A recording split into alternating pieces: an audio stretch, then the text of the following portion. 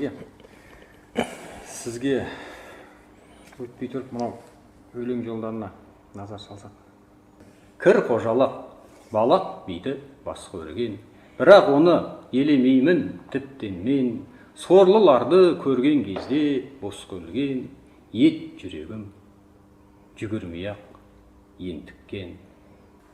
Сұмдық сурет есте мәңгі сақталар, айныдық па адамшылдық салтынан. Ашыққандар шөп шаламды ақтарар, табан ба деп жарты дән. Сорлы бала сабан астын ақтарып, әлсіз қолға ілікті ақыр түйір дән. Қуаныштан өкіруге шақ қалып, сыбағаға көз сүзеді мұйырған. Жазығы не? Кімдер бүйтіп қорлаған? Туған жері өз елінде емес пе? Қыз бала ай тумай жатып сорлаған, теңселеді өп етіп бір желессе. Сүйектері шодырайған тым арық, іші деген кеуіп кеткен қампиып, жас өскіндер түк көрместен қуарып кетіп жатыр өкінішті жан қиып. Кім жіберді аштық деген пәлені, кім жауапты білгім келер сонымен. Түйе мініп атпен шапқан жан еді, малын айдап көшіп жүрген жөнімен. Түгін қоймай сыпырды ғой қастықпен, болады екен осындайда сұм айла. Бүкіл жұртты қырып жою аштықпен керек беді Аллаға әлде Құдайға. Азаптаудың ойлап тапқан нешесін, есі ауысқан миғұла бір пақырма. Қойын, малын, киіз үйін кесесін тартып алып отырғызды тақырға. Аштық жайын еске алудың өзі мұң. Шан шу сұрақ мазалайды неліктен, бұл қорлыққа жетер қайтып төзімің, жер бетінде жүре алмайсың өліктен. Көз алдымда тұрып алды көлбеңдеп, сәбилердің аянышты бейнесі, шөмелелер түбіндаштан өлген көп, жел жұлмалап өрім-өрім жейдесі. Бұл сол кезеңде Ресейден профессор әкесімен бірге көшіп келген Татьяна деген 19 жасар қыздың қағаз бетіне түсірген белгілерін айқай деген. Енді ереке, өзіңіз мынау дінтанушы есебінде жаңа айтамыз ғой, жаңа Алла пәк, Алла әділ деп. Осыншама бейкүнә жандардың, оның ішінде жаңа қауқарсыз қария, қорғансыз жар, қараусыз сәби қырылып кетті. Бұны біз қалай түсінгеніміз жөн? Әрине, енді бұндай жағдайлар жалпы жаңа басында да айттық қой, әр ұлттың жаңа ағамыз айтқан сияқты күзі, қысы сол ұлттың басына келген қиыншылықтар бар да. Құранның өзінде мысалы Исраил ұлдарының Фирауынның мысалы қорлығынан қаншалықты қырылғаны, соған көмек ретінде Мұса пайғамбардың келгені, сол ұлтты құтқарғаны.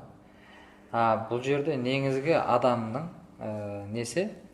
Осы қиындықтар енді сырттан адамдар жақтан кеп тұр ғой, Алладан емес. Өйткені Алладан келетін болса, Алла қазақты жаратпай қоя салатын. Қазақ деген ұлт болмайтын. Оны жаратып алып, оны не үшін қайтадан бұл жер бетінен жоғалтам деп оларға бір ашаршылық, бір қиындық жіберсін. Бұл жаңағы орыстардың, басқа бір ұлттың қазақтың жерін иемдену үшін бір мақсатпен әдейі ұйымдастырылған нәрсе. Адамдар тарапынан. Адамдар жағынан келген нәрсе. Неге? Өйткені ол кезде ашаршылық болып жатқан кезде қазақ әйелдерінің аяғы ауыр қалмады. Ашаршылықпен бірге аяғы ауыр қалған адамдар да бар. Ол қалай? Енді Аллаху Тағала ашаршылық болса да ұрпағының жалғасқанын қалап жатыр ғой. Бұл нелерге солай дұрыс қарамаса, бұны бір Аллаху Тағаланың бір ұлтқа әдейі беріп жатқан бір қиыншылық ретінде адамдар қарап қалады. Бұл бірінші жағы да. Ал екінші бір жағы бар. Бұл неге енді қазақ ұлтына келді десек, енді сол дәуірге қарасақ та, айтпесе еврейлерді де мысалы дүнияда қырды ғой, бірақ қазір бар ма? Бар. Бірақ белгілі уақытта қырылды оларда. Енді неге сол уақытта, осы ашаршылық уақытта қазақтардың басына келді? Әрине бұның да бір себебі бар. Аллаху Тағала тек қана бір адам жаңа хайуан сияқты өмір сүрсін деп жаратқан жоқ қой. Белгілі бір мақсаты бар. Қазақ болып біз сол кезде не істедік? Қазақ болып біз тағы мысалы аман қалу үшін немесе жер бетінде Аллаху Тағаланың дініне қызмет жасау үшін не істедік? Мысалы соларға да қарау керек. Өйткені Құранда мысалы мынандай бір аят бар. وَاتَّقُوا فِتْنَةً لَا تُصِيبَنَّ الَّذِينَ ظَلَمُوا مِنْكُمْ خَاصَّةً.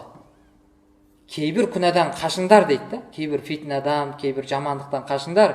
Өйткені оның зардабын тек ол жамандық жасаған, фитна шығарған адамдар ғана көрмейді оны. Сонымен қоса кейбір бейкүнә адамдарда оның зардабын тартып кететін кейбір күнәлар бар дейді да. Біз соған қарау керекпіз. Сонда халық болып кейбір істелмей қалған істердің артында не бар? Осындай халықтың басына келетін, бейкүнә жаңағындай кішкентай сәбилердің, қарттардың басына келетін осындай азаптар келеді. Бірақ бұл жердегі ол бейкүнә азаппен өліп кеткен, аштықпен өліп кеткен адамдар, бұлар күнәһар болған үшін емес. Әрине бұған себепші болған күнәһар болған адамдар бар, бірақ бұлар шейіт болады. Бұлардың сол кездегі мысалы қолынан тартып алған мүліктері, дәулеттері, бұлар садақа болады. Бұларды жәннатта қайткен күнде бұның Аллаху Тағала бұның сауабын, бұның қарсылығын береді. Бірақ біз енді қазақтың басынан бір қыс дәуірі, бір күз дәуірі өткен болса, негізгі маңызды болған нәрсе көктемде қазақтар қайтадан басын көтере білу керек. Қайтадан көтеру керек, гүлдеу керек, жеміс беру керек. Өйткені оның жазы бар. Сонда еврейлерден де жаңағы басына осындай қиын жағдайлар келді да, бірақ олар басын көтерді ғой.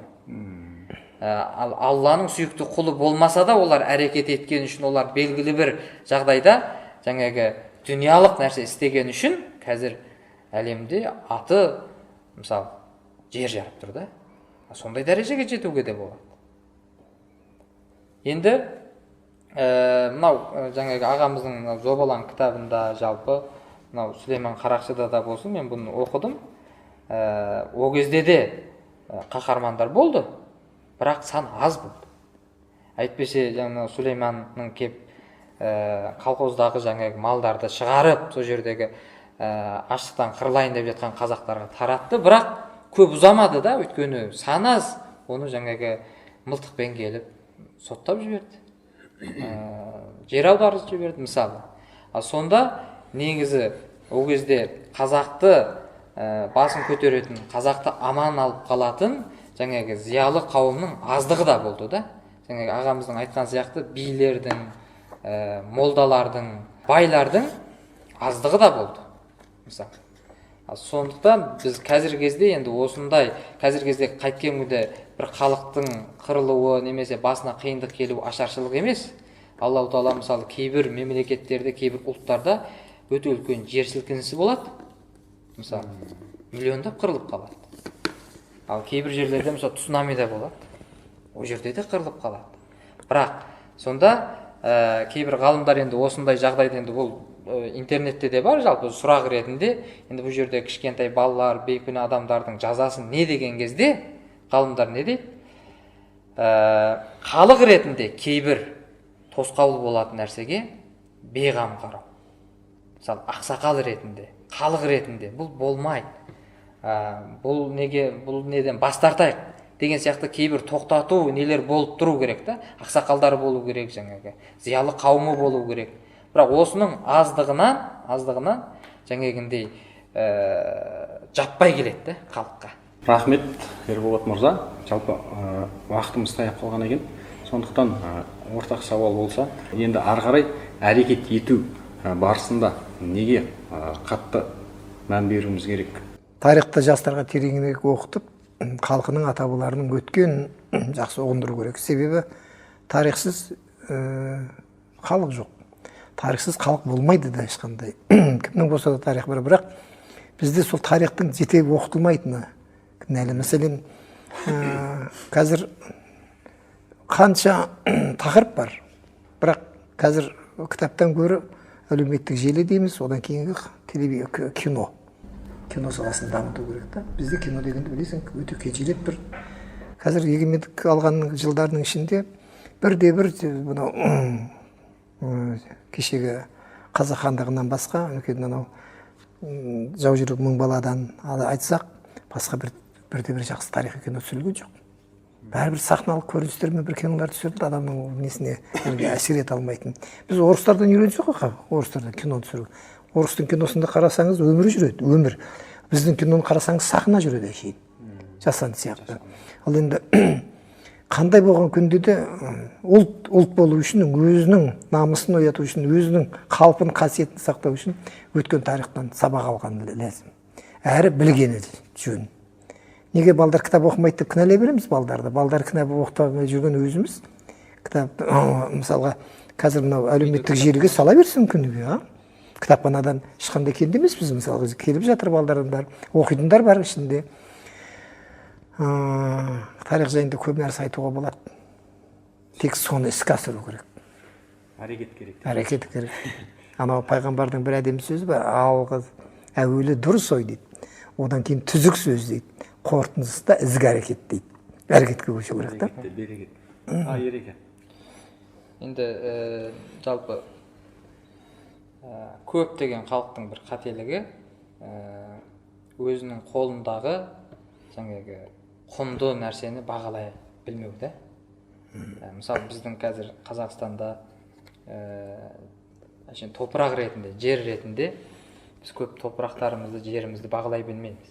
Бірақ мынау сол топырақтың зардабын тартып отырған кішкентай жерге орналасқан теңіздің бір шетінде жаңағы анандай апаттан қаша алмайтын адамдар оның қадір қасиетін өте жақсы біледі да. Жапония сияқты. Сол сияқты мынау ашаршылықтың да мысалы қазақтың сүйегінен өтіп кеткен нан десе, мысалы мен басқа бір халық көрмедім, мысалы нанға құрмет көрсеткен қазақ сияқты.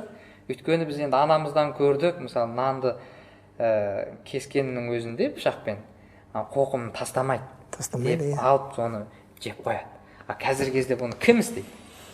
Ал сол сияқты қазір енді біздің қазақ халқында бұл наннан зардап тартып отырған көп адам жоқ. Бірақ біз енді тура осы кезде бізге тағы да жаратушы иеміздің беріп жатқан қандай нығметі бар да біз оның қадір қасиетін көрмей ертең айырылып қаламыз. Соны ойлану керекпіз да.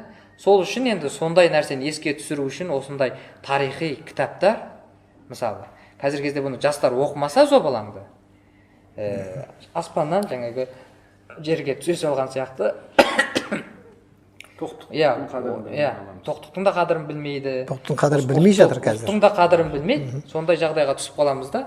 Сондықтан біз осындай тарихи кітаптарды осындай ағаларымыз аман болса, көбейтсе, жазса, біз де арғай осыны оқытудың жолын қарастырсақ, оқытсақ, бұл кітапты оқып, мысалы, ұлтшыл болмаса, бұл кітапты оқып жаңағы қалай осыншама жерге ие болып қалғанымызды, қазақтың басына қандай қайғы қасірет төнгенін білмесе, ол өте қиын да.